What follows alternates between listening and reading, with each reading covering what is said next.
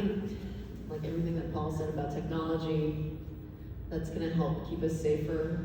I'll say from the prosecutor's point of view that when we get those really good video images showing, what happened, it helps us get to the truth a lot faster, and it gives us a lot more bargaining power when we talk about whether or not we're going to offer a plea bargain or we're going to take a case to trial, right? So having those resources is really helpful.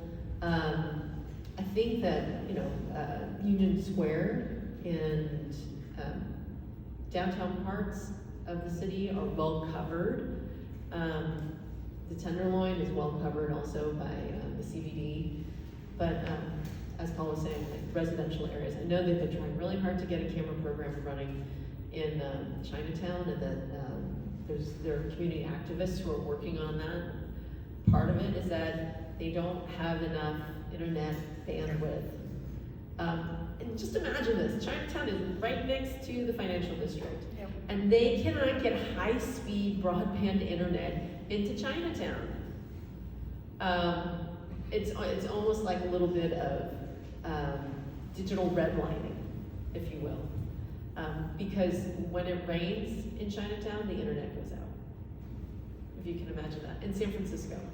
But the way that affects cameras is that you also don't have the bandwidth for putting that video up in the cloud.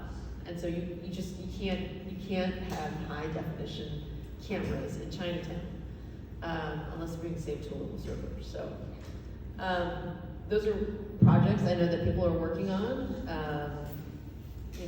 If you have access to people who would be interested in putting cameras in different neighborhoods in San Francisco, that's always something to talk about, right?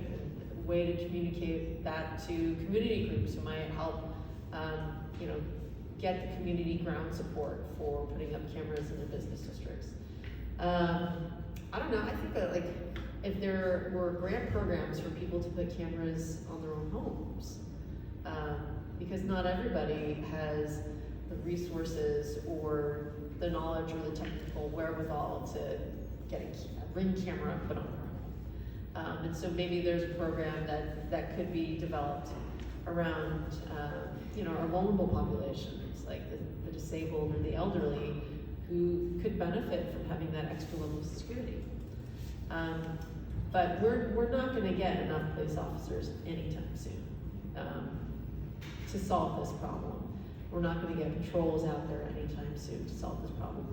Part of it is also because, going back to the first question that Justin asked, there are policing shortages everywhere, not just in San Francisco.